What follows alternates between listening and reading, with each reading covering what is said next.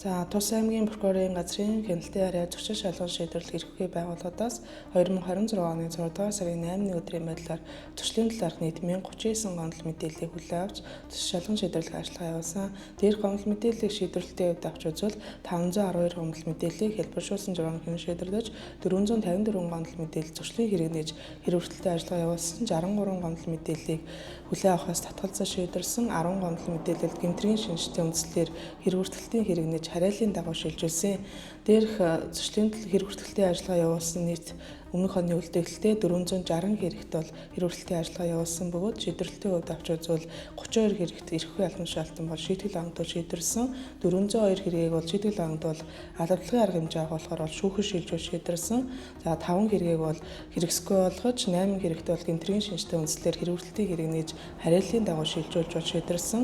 За зөрчлийн хэрэгжилт явуулсан нийт хэргийг зөрчлийн тухай хууль заасан зүйл ангаар авч үзвэл зөрчлийн тухай хуулийн 14 дугаар зүйл заасан замын хөдөлгөөний аюулгүй байдлын тухай хууль зөрчил 324 буюу нийт зөрчлийн хэргийн 70.2%-ийг замын хуулийн 5 дугаар зүйлийн 4-р хэсэг заасан гэрүүлийн хамааралгүй харилцаатай хүнийг зодох зөрчил бол 92 буюу 20.4%-ийг заман гэрүүлийн хүчирхийллийг согтууруулах хугацааны зүйл хэрэгэлсэн үедээ хүүхдийн дэргэд гэрүүлийн хүчирхийлэл үйлдэж давхар зөвшөлдөгдсөн зөрчлийн хэрэг бол 33 бол үлдэгдсэн байдаг.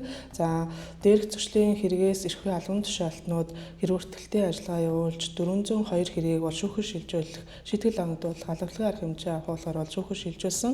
За энэ шүүхэн шилжүүлсэн хэргийг 2026 оны 6 сарын 8-ны байдлаар авч үзвэл Улс аймаг төсөв өмнөд анхан шатны шүүхээс бол 382 хэргийг бол хүлээн авч хэлэлцээд 378 хэрэгт бол шийтгэл онгодуулсан байдлыг авч үзвэл 236 хэрэгт бол барьцлах шийтгэл 142 хэрэгт бол торгох шийтгэл онгодуулсан. Зам нь 281 хэрэгт бол тээврийн эрсэж болоод эрх асах шийтгэлийг оногдуулж шийдвэрлсэн байна. Дээрх зөрчлийн нөхцөл байдал, зөрчлийн талаарх гомдол мэдээлэл хүлээн авсан байдал хэргийн шийдвэрлэлтээс авч үзэхэд эрхүй албан тушаалтнуудаас зөрчлийн хэрэгжилтийн ажиллагаа явуулж тусгай журмын хэргийг бол шүүхэн шилжүүлж шийтгэл онгодуулж шийдвэрлэдэг.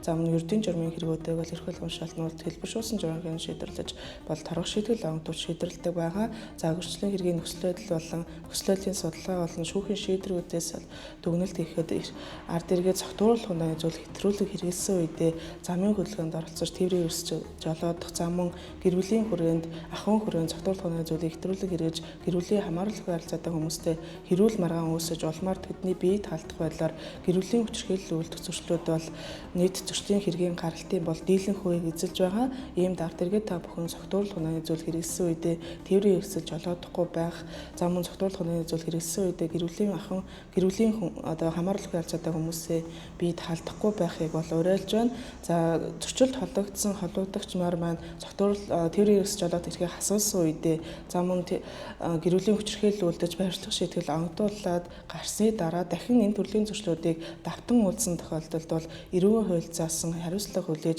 эрх зүйн байдал нь бол доорддог байгаа.